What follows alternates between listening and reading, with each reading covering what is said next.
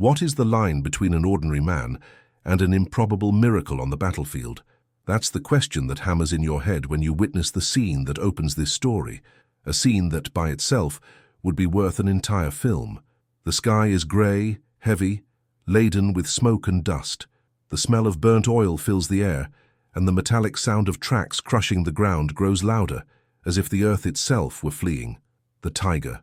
Advances. The 57-ton monster doesn't think, doesn't feel, doesn't hesitate. It simply destroys. In front of it, a group of American soldiers retreats in despair, but there is no cover, no time, nothing but the certainty of death. One of them falls, struck by shrapnel. Another tries to pull him up, but it's too late. The tiger rotates the cannon slowly, dangerously, like a predator that has already chosen its prey and is merely savoring the moment before attacking. The soldier trapped under the rubble looks up and sees the gigantic shadow covering his body. He tries to crawl, tries to scream, tries anything, but fear paralyzes him. His vision fills with light as the cannon's muzzle points directly at his face. No one survives a head-on encounter with a tiger. That's a fact. That's doctrine. That's the rule of war. But it is precisely here, in this instant of certain death, where hope should have been buried, that something impossible happens. Not because a brilliant general appeared, not because planes came to save the day, not because American tanks appeared on the horizon. The change begins in such a small, improbable way that any military analyst would say it's too ridiculous to be taken seriously. But, as you'll discover, it was precisely this absurd idea that transformed inevitable chaos into an improbable chance of survival. Tiger is seconds away from firing when a strange noise cuts through the sounds of war. It's not an explosion. It's not a gunshot. It's nothing recognizable to those who live by tactics and doctrine. But the monster hesitates. The tracks slow down. The cannon veers, just a millimeter but enough to break the logic of death. The soldier, who had already accepted his fate, sees the tank stop. Stop. The absolute enemy retreats. No one understands. No one knows why. No one imagines that at that moment far away, a simple man, someone who should never have made a difference in a war of this magnitude, had just started a wave of events that would change everything. And it is here, exactly here, that your curiosity needs to truly awaken. How could such an absurd idea, born in the mind of a rural mechanic, manage to make a tiger reverse? Because what comes next isn't just a story, it's a brutal lesson on how the improbable sometimes triumphs over the impossible. What would you do if you saw an enemy tank advancing mercilessly, as if nothing in the world could stop it? Before I tell you how this story takes an unexpected turn, go ahead and like this video, subscribe to follow the next ones, and tell me in the comments what city and country you're watching this from. It's always amazing to know how far these stories reach. The protagonist of this story wasn't born for war, at least not by army standards. He wasn't strong, he wasn't fast, he wasn't trained for combat. In fact, if you'd seen him before it all began, you'd say he was just an ordinary man, the kind you'd easily forget in a supermarket queue. But that's precisely why his presence on the front lines seemed so out of place. He was a rural mechanic sent to war because someone in some distant office decided that calloused hands would be suitable for repairing military engines. His name was Eli Turner, and the first thing anyone noticed was his quiet demeanor. He didn't speak because he had nothing to say. He spoke little because he carried the weight of someone who grew up solving problems alone, without luxury, without choice, without applause. Eli's entire life had been a great training ground, but nobody knew it, not even him. In the countryside where he was born, machines didn't break down, they asked for a chat. The phrase came from his father, a farmer who taught his son something no factory engineer would ever learn. The machine has a personality. It might sound silly, but for Eli it always made sense. A tractor sputtering, an engine knocking, a vibrating axle. Everything spoke to him. At 12, he was already taking apart gears that grown men avoided touching. At 15, he could make old. Tractors work with pieces of wire, wood, and creativity. But none of that prepared him for the sound of a tiger, that metallic roar that sent shivers down the spines of even experienced soldiers. Eli never forgot the first time he heard the monster advancing. He was crouched behind a wrecked truck, clutching a toolbox, trying to repair a jeep under crossfire. His fingers trembled. The smell of gasoline mixed with gunpowder burned his nostrils. Each explosion was accompanied by that tremor in the ground, as if the earth itself were announcing, "He's coming." Most soldiers retreated instinctively, and how could you blame them? Tiger was the definition of invincible. Clad in absurd armor, it was capable of destroying anything before the enemy even knew where it came from. To see one advancing meant accepting death. But Eli didn't back down that day. Not because he was brave, but because his body froze. He stood there, listening to the sound of the machine, and something inside him began to disconnect from the fear, as if he were hearing a familiar engine. It was strange, almost absurd. While everyone else was panicking, he could only think about the rhythm of the rotation, the weight of the conveyor belts, the machine's behavior. And then came the feeling that would change everything: curiosity. A dangerous but powerful type. However, Eli also carried something deeper, a silent pain that had accompanied him since childhood. He grew up without a mother, raised by his older sister, working the land from a young age, eating little, sleeping even less. He was never the bright son nor the pride of the family. He was just the boy who knew how to fix things, always useful, never important.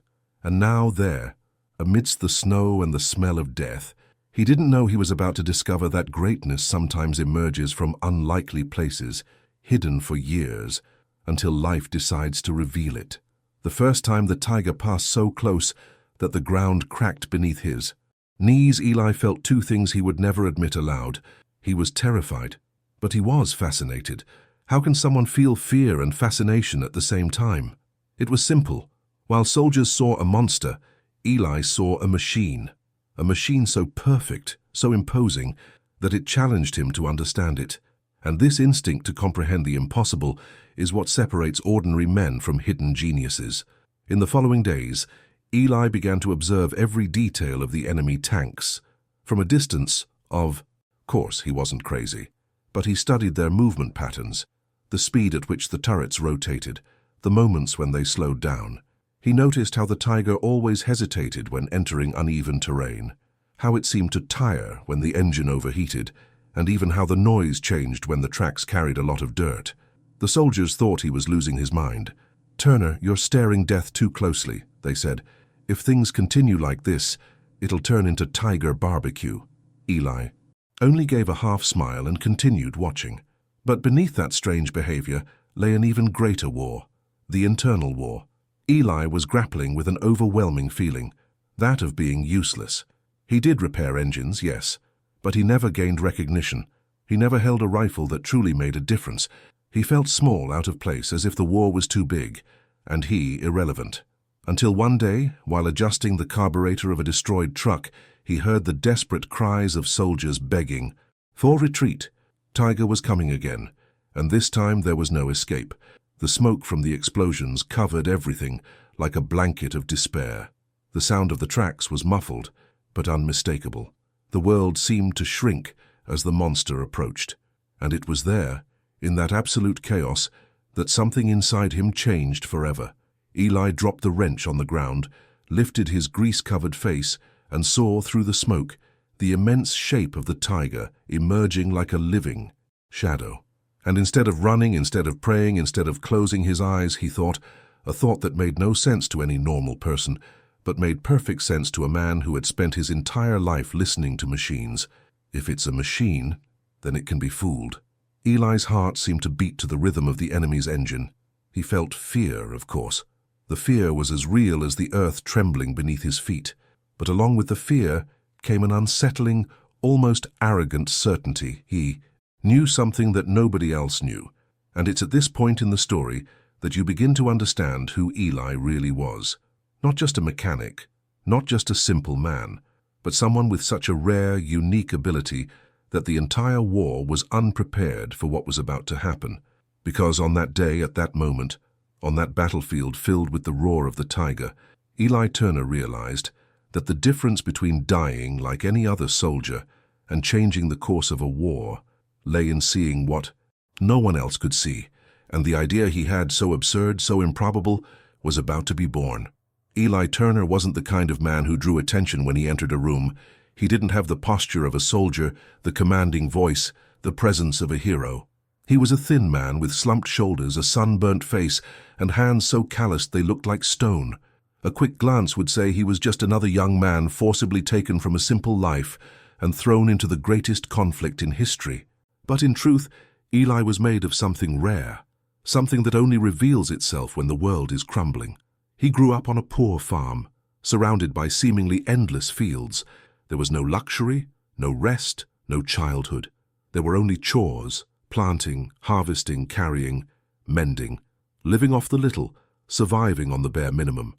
While other children learned to read at the right age, Eli learned to unclog old carburetors, to improvise parts using rusty scrap metal, to transform discarded junk into new tools. If it has metal, it can be salvaged. If it has an engine, it can be made to work, his father would say. A hard man of few words, whose love was expressed in silence and hard work. Life shaped him this way, with no room for grand dreams, but with a skill that no general could have imagined would one day make a difference. Eli saw machines the way people see people. When a tractor broke down, he heard the sound of the engine and understood what was hurting. When a gear ground, he knew what it was asking for. It was as if each machine had a secret language that only he could decipher, but nobody called it talent. They called it obligation. He was the kid who fixes everything, and that was never enough for anyone to say he had value. While still young, he lost his father and took on the burden of the farm alone. His older sister married and left, leaving Eli with an empty house, dry land, and too many responsibilities for one man. The silence of the mornings was heavy. The noise of the engines was the only company that made sense. Deep down, Eli always believed that his life would be like this forever, waking up early, working until exhaustion, falling asleep with back pain, starting all over again the next day. A simple destiny, without glory, without history. But the war arrived like a long shadow, sweeping away everything it touched. The cities called for their young men, and the countryside was no exception. Eli received his recruitment letter, holding a wrench in his hands. He didn't know if it was a punishment or a chance to, for the first time, be useful in a way that didn't involve dirt and grease. When he arrived at training, the officers looked at him and didn't see a soldier. They saw manual labor. They moved his name straight to the maintenance team. It wasn't a promotion. It was an elegant way of saying, "You're not fit to fight." Eli didn't complain. He never complained. He accepted the helmet that didn't fit properly. He accepted the exhausting routine. He accepted always being the last to receive food. He accepted sleeping on the cold floor of makeshift workshops while the others had camp beds. He accepted everything with the same silence he carried on the farm. He only wanted to help. He only wanted to do what he knew. He only wanted, perhaps, to discover if his life could mean something beyond what it had already been. But while he was repairing jeeps, trucks, and generator engines, something inside him began to stir. The noise of war, explosions, screams, gunfire, mingled with the sounds of the machines he assembled and disassembled every day. Eli began to notice patterns, understand weaknesses, observe familiar mechanical behaviors. The war machines weren't so different from the old tractors on the farm. They had temperaments, they had limits, they had weak points, and without realizing it, he began to understand the enemy better than any military manual could ever explain. And then came the day. Tiger first appeared, tearing through the fog like a legendary monster. The soldiers panicked. Eli froze. But while fear gripped his chest, another part of him, the part that always listened to machines as if listening to a secret, began to pay attention. The sound of the engine, the rhythm of the rotation, the vibration of the tracks, the hesitation in torque when the terrain became uneven. It all spoke to him. Raw information, patterns, flaws. And in that instant, amidst the chaos and terror, Eli discovered something that would change his life. The Tiger was just a machine. Powerful, yes, impressive, without a doubt, but machine. And machines can be fooled. But this understanding wasn't born of courage. It was born of pain, of a hard life, of a lack of choices. Every cold dawn, every broken tractor, every failed harvest, all of that forged a way of thinking that no trained soldier would have. While some learned to fight, Eli learned to adapt. While some followed orders, Eli followed instinct. While some feared the impossible, Eli sought the hidden solution. And that's why when everyone saw the Tiger as the end, Eli saw it as an enigma, like a giant engine begging to be deciphered. He didn't know it yet, but all those years of poverty, suffering, and anonymity were about to etch his name into history, even if no one ever officially recognized him, because the skill he'd possessed since childhood, the one the rural world treated as normal, was precisely what was needed in humanity's most brutal war. And there, in the heart of devastated Europe, Eli Turner would finally begin to discover that a simple man can carry within himself a power that no weapon could ever imitate, the power to understand the impossible and transform it into reality. The absurd idea, the kind that would make a tiger back down, was growing inside him, silently, inevitably, almost supernatural. It just lacked one detail, the right moment to be born.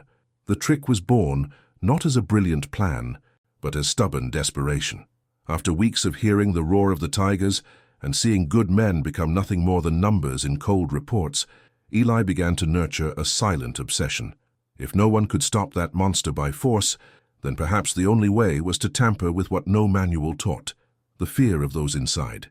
He knew one simple thing, learned as a boy on the farm: even the fiercest animal retreats when it thinks it might get trapped. And, for a tiger, being immobilized was worse than being hit. A stopped tank becomes a target. A trapped tank becomes a steel coffin.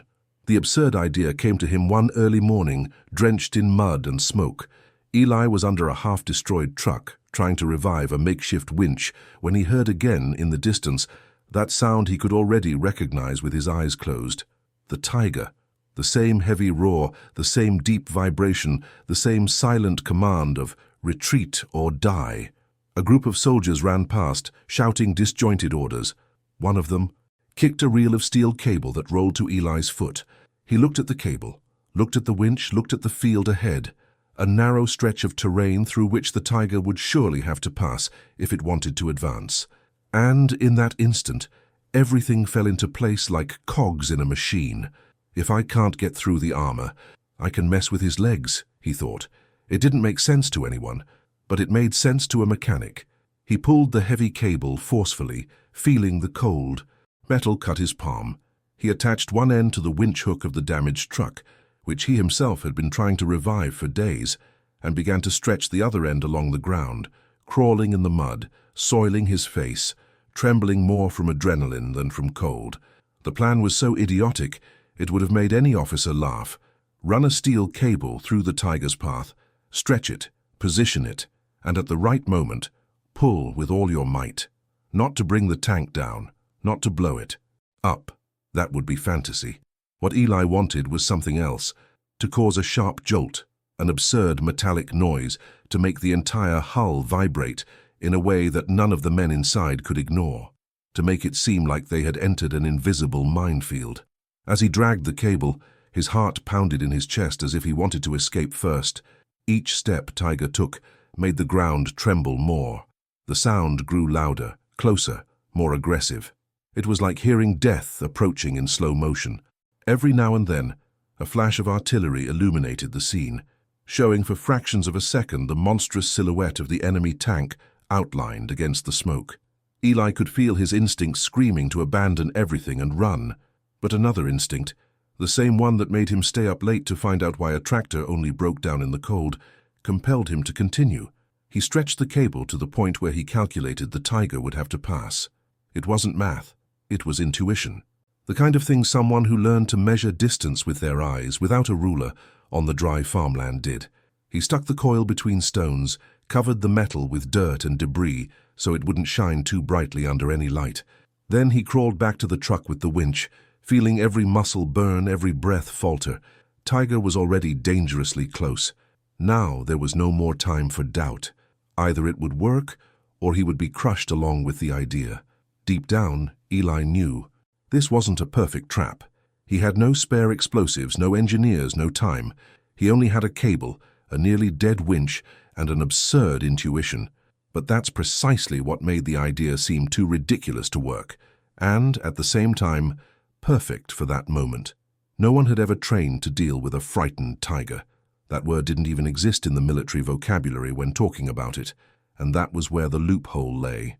The tiger entered the narrow track corridor exactly as Eli had predicted. The noise of the tracks grew louder, now mixed with the sound of metal meeting rocks, mud being crushed, structures collapsing. Eli, beside the truck, his hands on the winch controls, was breathing too fast.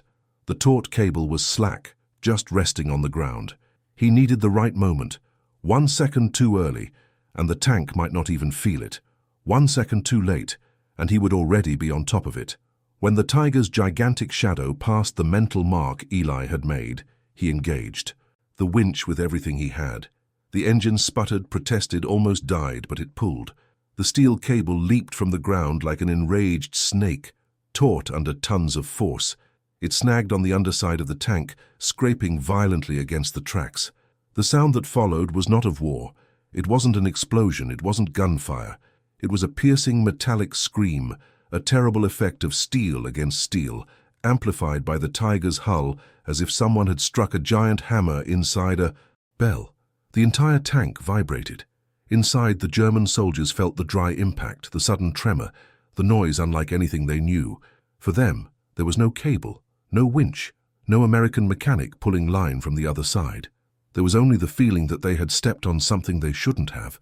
Eli saw the Tiger hesitate. It seemed brief, a second, 2, maybe 3.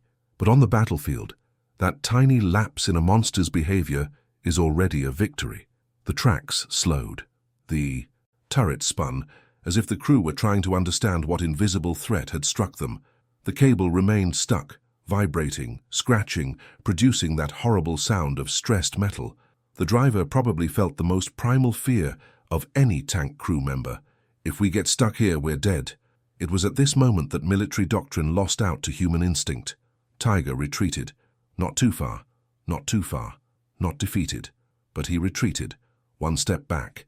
A small gesture, but one that should never have happened in the face of a terrified and supposedly inferior enemy.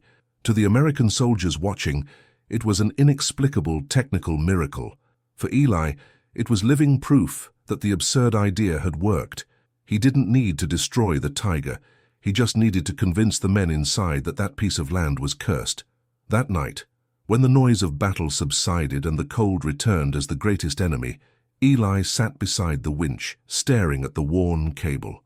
His hands ached, his shoulders burned, but inside him there was something new. The certainty that he had found a loophole in what everyone considered impossible. He knew he could refine the trick, reinforce the cable, choose better terrain, combine the mechanical effect with smaller explosions, with smoke, with anything that would increase the enemy's psychological panic. Because now he understood the essence of his power. While generals thought about destroying the monster, he thought about scaring it. And in that field where no one believed a Tiger could retreat, a rural mechanic had just proven that even the impossible takes a step back when someone dares to think differently. The Tiger's first retreat wasn't just a strange event. It was a sign that few noticed but which, for Eli Turner, shone like a flash in the darkness. For the first time since setting foot in Europe, he saw something he never imagined seeing. The enemy doubting itself. Because tanks don't hesitate, men hesitate. And if there was hesitation, there was fear. If there was fear, there was a breach. And if there was a breach, Eli could widen it. In the following days, the atmosphere in the camp changed. Soldiers who barely knew his name began to look for him. They didn't ask directly. No one wanted to admit that a mechanic might have discovered something that no high-ranking strategist had noticed, but their looks were clear. "How did you do that?" Eli didn't answer. It wasn't out of arrogance. It was because he himself was still processing what had happened. He knew he had made an impact, but he still needed to understand how to transform that into a method. And he needed that before another Tiger appeared, because they always did. The second time they heard the distant roar of the steel monster, many soldiers' hearts nearly leapt out of their chests. Even the wind changed, the air changed, the way some held their weapons changed. But Eli didn't freeze. He didn't tremble. He felt something he would never have felt at the beginning of the war: control. It was strange to see this arising within him. That feeling that, for the first time, he wasn't just reacting to fear, he was confronting it intelligently. He studied the terrain, assessed the obstacles, calculated distances with just his eyes, exactly as he did on the farm. He began to realize that war was just a larger field, with noisier machines. but at its core, with the same logic he had always followed. Every machine has a limit, a predictable behavior, a point where it reveals more than it hides. And then came the second trick, an evolution of the first. Now Eli was using two cables, two winches, two lines that crisscrossed like a web designed to frighten, not to destroy. He chose a narrow point among the wreckage, where the tiger would be forced to pass slowly, reducing its advantage. With the help of two soldiers who didn't even understand the complete plan, he set everything up in minutes, while the ground vibrated under the enemy's weight. When the tiger passed and the cables tensed like metallic muscles, the noise was even more terrifying than before. A dissonant, impossible, almost supernatural sound. Inside, the Germans felt the hull tremble, heard something bang against the armor, as if the tank were being crushed by invisible forces. To the crew, it seemed as if the entire terrain had been set against them, and this triggered the most unexpected reaction. They retreated again. This time, not a step.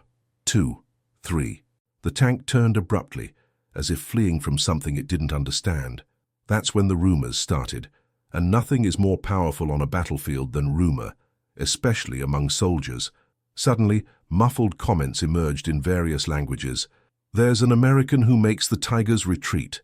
They have a devilish engineer on their side. There's a new trap. Invisible. It was a lie. It was an exaggeration.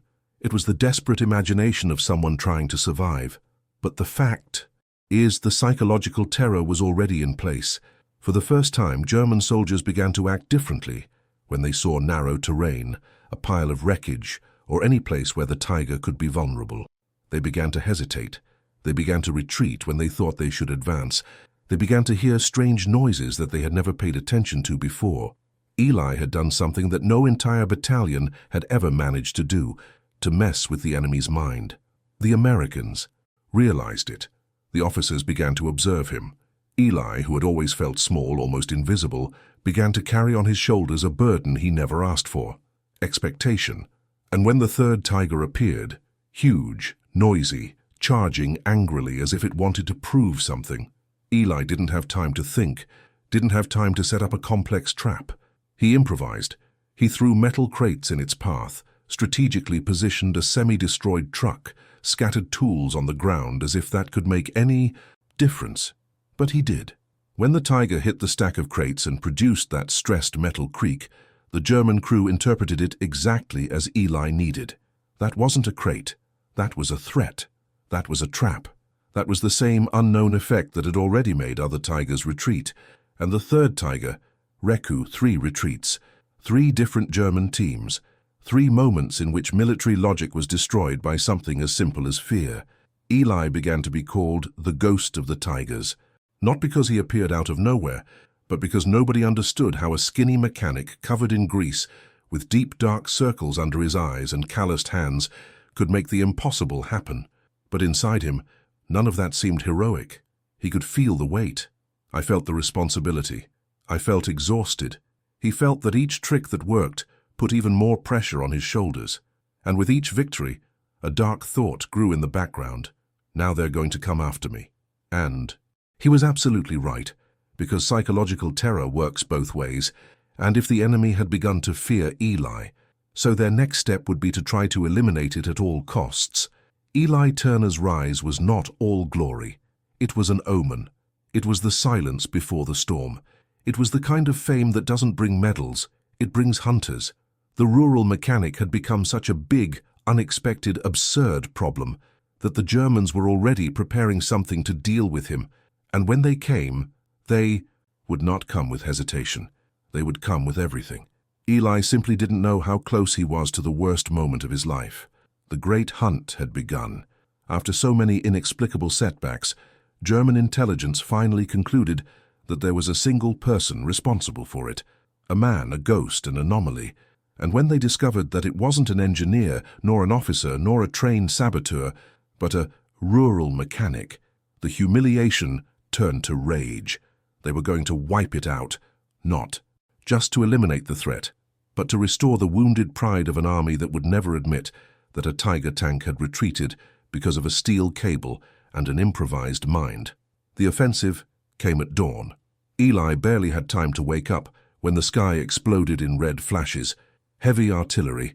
The entire camp collapsed. Men running, orders clashing, screams lost in the smoke. Enemy tanks advanced like living shadows amidst the flashes of explosion. And there was one of them, huge, relentless, arrogant, as if it had come personally to claim the man who dared to challenge its existence.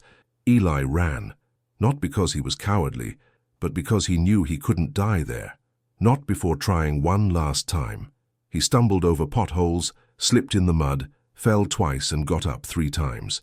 His breath burned his throat and the air tasted of dust and gunpowder. Each step was a refusal to accept that it would all end this way. The tiger advanced with an almost animalistic fury. There was no hesitation this time. The crew had come with clear orders: crush everything, run over anyone, any obstacle, any branch, stone, truck, wall, or body in the way. The Germans wanted blood. They wanted revenge. They wanted to erase the ghost. Eli found shelter behind a ruined wall. He looked at his hands.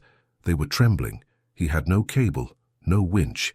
He had nothing, only his instinct, that same silent voice that had accompanied him all his life.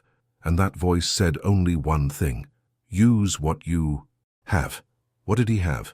Debris, hardware, parts of destroyed vehicles, ruins. And above all, he had the ability to see what no one else sees. Tiger approached. The tracks violently crushed the ground. The air vibrated. Eli, covered in dust and sweat, noticed a pile of half-buried metal beams, remnants of a bombed-out warehouse. If he could get the tank to drive over them at the right angle, he could create the same effect as the first trap, only bigger. A sharp impact, a vibration spreading. Through the hull, a feeling of impending collapse. He ran to the beams, pulling with all the strength of his tired body. The metal scraped the ground, producing a harsh echo. He had no time, he had no strength, but he had a need, and that pushes any man beyond the impossible. The ground trembled even more violently. The tiger was so close that its shadow covered the world around it. Eli wedged the beams into a tight spot between 2 collapsed blocks, and then he stood still, alone, halfway, there, as if defying fate itself. The tiger's turret stared at him. He heard the mechanical hum of the cannon adjusting its aim. This was death, certain death. But Eli didn't move. He closed his eyes for a moment and breathed, not for his life, but for the chance he had to save dozens of other men. The tank accelerated towards the rafters, and then came the impact. A metallic clang ripped through the air like a thunderclap. The tiger vibrated violently. The beams, positioned asymmetrically, created such a violent jolt that it made the turret spin involuntarily, as if it had been struck from within. The driver, disoriented, braked sharply. The crew was startled. No one knew what had triggered that absurd tremor. And for the third time, through the persistence of an unlikely mind, through the courage of a simple man, a tiger retreated. But this time, it wasn't just a retreat. It was panic. It was a psychological breakdown. It was a defeat without explanation. The tiger sped off, almost tripping over its own tracks. It backed up so far that it got stuck on a slope, remaining trapped long enough to be abandoned. The crew fled. They fled from something they couldn't understand. They fled from a ghost made of dirt, grease, and improvisation. The American soldiers witnessed everything. Some cried, some shouted, some remained in complete silence. Everyone knew what they had just seen: a lone man doing the impossible in the midst of war. Eli almost fainted. His arms were tingling. My legs were giving out. My whole body ached. But he was alive. Alive and with the impossible in my hands. When the war finally ended, officials tried to find records, explanations, reports. But Eli's exploits were too strange to fit into official documents. There was no medal for making tigers retreat. There was no decoration for winning through fear. Most of his achievements were recorded as coincidence, miscalculation, or unknown circumstances. Eli didn't complain. After all, he never did what he did for glory. He did it because no one else would. He did it because it had to be done. He returned to his farm the same way he had left, carrying a small suitcase, wearing simple clothes, and with a face that didn't seek recognition. He returned to the smell of the earth, the sound of old tractors, the silence of the countryside. That was where he belonged. That was where his story ended. Not as a hero, not as a legend, but as a man, but among soldiers, in pubs, in camps. In the whispered conversations of veterans, his name became legendary. Nobody knew exactly who he was. No one had seen his face, but everyone told the story of the mechanic who made invincible tanks retreat, the ghost that frightened steel machines, the man who won the war with impossible tricks. This was Eli Turner's legacy. No medals, no books, but fear in the heart of the enemy and hope in the hearts of his companions. What did this story make you realize about the strength a single human being can have, even when everything seems impossible? If any part of it touched you, leave a comment. I really want to know what impacted you the most. And of course, take the opportunity to like and subscribe to the channel, because that really helps to bring even stronger, more human and more surprising stories like this one.